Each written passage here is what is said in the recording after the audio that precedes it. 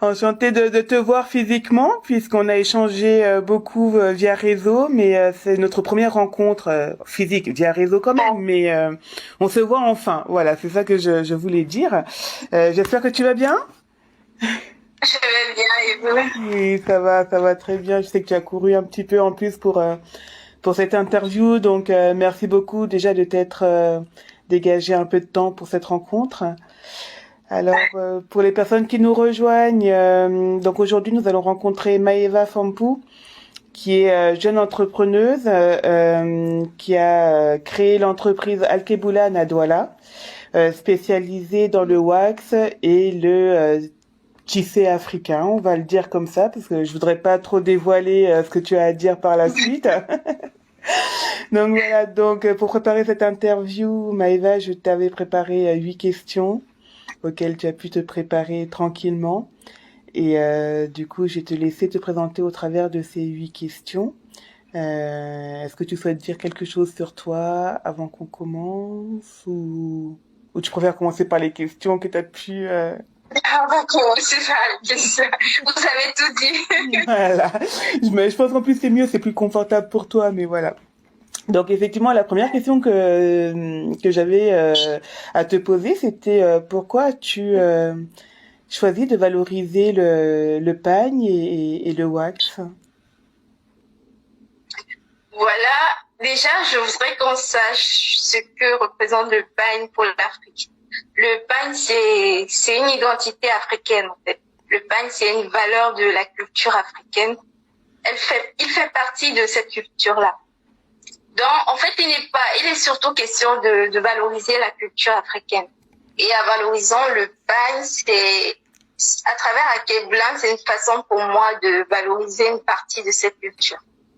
Et les tenues, en fait, occidentales ne pourront pas prendre le dessus sur le pagne parce que la mode en Afrique ne peut pas se passer du pagne. Exactement. C'est une très très bonne réponse, effectivement. Nous avons une mode culturelle qu'il faut honorer et perpétuer. Exactement. Voilà. Et en fait, et en parcourant un peu ton profil sur ta page Facebook, je m'étais posé la question de savoir si le pagne avait une histoire ou des histoires peut-être très symboliques pour nous.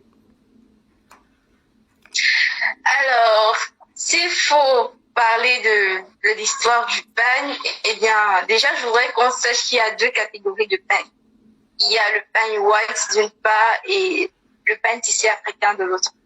Maintenant, le pagne white, déjà, il faut savoir que, bon, on sait tous qu'il n'est pas d'origine africaine en réalité. Voilà, il a été fabriqué plusieurs siècles en Indonésie. Donc, c'est d'ailleurs de sa fabrication qui sera renommée wax, qui veut dire cire, tout simplement. Par contre, le pagne tissé africain, on a plusieurs types de pagne africain. On a le ndop, on a le bogolan, on a le faso d'Anfani, voilà. Et je pense que chaque pagne tire son histoire d'une légende propre à leurs différentes cultures. Voilà. Oui, effectivement, parce que tu vois, le Passo d'Anfani, moi je ne le connaissais pas. En tout cas, je ne savais pas quand je le voyais que c'était le nom qu'il portait. Et en plus, je ne connaissais pas forcément son histoire. Et c'est vrai que c'était agréable de pouvoir nouer avec la racine de ce tissu et son historicité quand j'ai pu visiter ta page et ça édifie vraiment. Merci. Donc, je te remercie pour les partages historiques aussi que tu fais sur ta page. Ça nous édifie tous et c'est ce qu'il faut aussi. Voilà. Comment toi tu définirais la beauté de la femme africaine? Qu'est-ce qui la caractérise par rapport à un autre type de beauté, par exemple?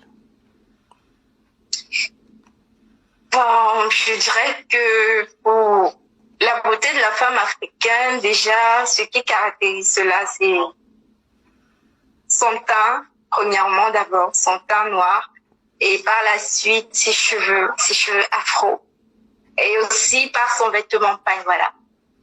j'avoue que j'ai toujours trouvé fascinant le fait qu'une femme puisse choisir son pagne avec les motifs et les couleurs qui vont avec et le confectionner pour en faire un joli vêtement. C'est juste très fascinant, en fait. Donc, je dirais que c'est le fait que la femme africaine garde son originalité. C'est ça, en fait, qui rend cette beauté extraordinaire. Donc, du moment où que la femme africaine gardera toujours son authenticité, c'est-à-dire sa couleur de peau noire, ses cheveux afro et s'habillera en pagne, donc elle aura tout pour être belle. Exactement. C'est vrai que c'est une signature. Tu as raison. Cette notion d'authenticité chez la femme africaine, c'est sa véritable signature. Et il n'y a pas forcément besoin d'en ajouter plus, en fait. Exactement. Parfait. Et comme tu as la chance d'être encore sur le continent, est-ce que dans ce que tu vis en tant que femme d'entreprise, femme chef d'entreprise, tu as des phrases ou des proverbes ou des paroles d'un de tes anciens, d'une de tes anciennes qui t'aident des fois quand tu vois un peu les difficultés qu'il y a à gérer une entreprise, quand tu as envie de baisser les bras. Est-ce qu'il y a une phrase qui revient comme ça vers toi et tu te dis ah, je comprends maintenant ce que grand-père me disait ou grand-père ou Bien sûr, on a tous quelque chose qui nous motive, même quand c'est dur, même quand on a envie de baisser les bras. En fait, moi, je dirais que j'en ai deux principales phrases. Et déjà, il y a une phrase du docteur Claudel Ndissi, je sais pas si vous le connaissez. Il aime très souvent dire que qu'importe ce qu'on dit, qu'importe ce qui se passe, ce qui compte, c'est ton travail. Donc, voilà. Peu importe quand ça va mal, quand c'est difficile, je me dis que je pourrais faire mes preuves dans mon travail.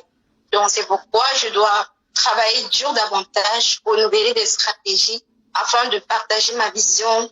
Et c'est justement à travers ce travail-là qu'on verra les résultats. Et que voilà, les choses seront de plus en plus, voilà, de plus en plus vraies. Et de l'autre, j'aime aussi ce proverbe qui dit « Quand on est seul, on va vite, mais ensemble, on va plus loin. » Voilà. Déjà, pour une vision aussi grande que la mienne, c'est-à-dire de remettre en avant le pagne comme vêtement principal du continent, je me dis que je ne saurais arriver à ce point-là, à cette vision-là que je partage seule. Il faut que chaque Africain mette du sien pour que cette vision soit vue vraiment à travers le monde. À travers le monde, effectivement, et je pense que du coup, tu t'adresses tant aux Africains et Africaines du continent qu'à ceux qui sont dans la diaspora. Exactement. Et c'est vrai que du coup, oui. ton positionnement, il est très bon de faire essentiellement de la vente en ligne, parce que tu peux vraiment toucher le cœur de chacun et transposer un petit peu ta vision et la faire porter par chacun, et c'est un très bon choix stratégique, en tout cas. Merci. De rien. Quel serait le plat traditionnel, parce que on aime bien aussi notre ventre, hein, on aime notre beauté, mais on aime notre ventre. Quel serait le plat typique ou le plat traditionnel que tu aimerais le plus? J'avoue qu'il y a l'embarras du choix. On a de la variété, c'est vrai. Mais il faut choisir un. Ben, s'il fallait choisir, je dirais le coquille. Ah. Coquille plantain. Ouais. Tu m'as donné faim, là. C'est ma grand-mère, elle m'a initiée, en fait. Tu viens de me donner faim, là, tu sais. Là, je dirais que c'est surtout le coquille plantain. Bon, pour ceux qui ne connaissent pas, c'est une sorte de gâteau de haricot fait avec le village. Voilà, j'aime beaucoup le coquille. C'est un vieux goût.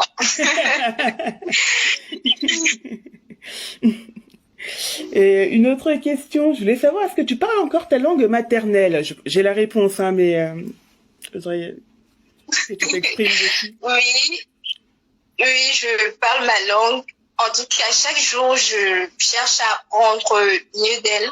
Je cherche à apprendre plus de cette langue afin de pouvoir la transmettre à ma descendance. C'est ça. Donc, si je comprends bien, tu honores ton passé en envisageant le futur. Voilà. Ok, c'est bien. Euh, Quel conseil de beauté pourrais-tu donner aux jeunes filles africaines ou afro-africaines d'aujourd'hui? Alors, déjà, on remarque que la jeune fille africaine a toujours tendance à imiter ce qui vient d'ailleurs, voilà. Donc, si je pourrais leur donner un conseil spécial, ce serait de garder leur originalité, c'est-à-dire leur peau, éviter le décapage surtout.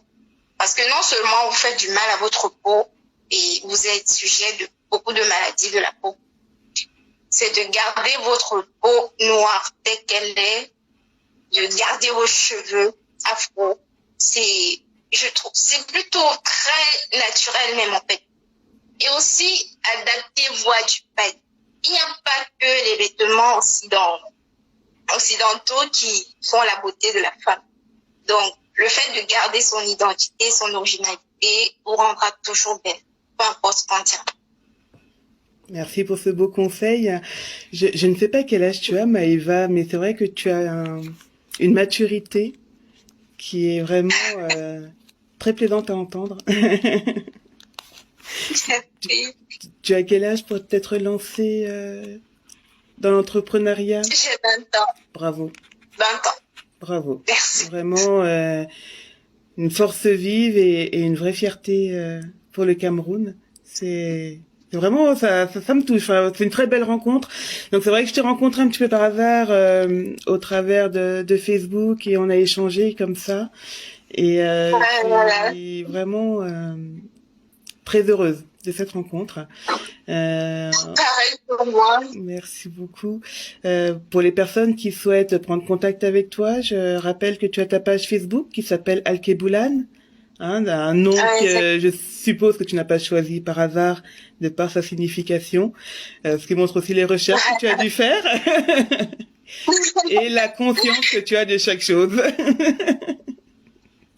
C'est d'ailleurs le nom qui m'a aussi intriguée. Parce que c'est très rare de l'entendre en réalité, hein. Très peu de gens savent ce que ça veut dire, donc c'était vraiment très très bien. Et j'espère que ce nom va te porter très loin. En tout cas, nous, au sein du FMPN TV, on va essayer de t'emmener aussi loin qu'on pourra et faire diffuser cette vidéo afin que tu croules sous les commandes. Merci beaucoup. Mais je te remercie beaucoup et je te dis à bientôt parce qu'on va rester en contact, ça c'est certain. Et Voilà. et on partagera tes créations. En tout cas, moi je les partagerai, ça c'est certain. Je sais qu'au sein du FMPN, elles seront partagées aussi et on ne manquera pas de te faire connaître également. Merci pour cet honneur aussi. Merci beaucoup. Merci, de rien. Je te dis à très bientôt.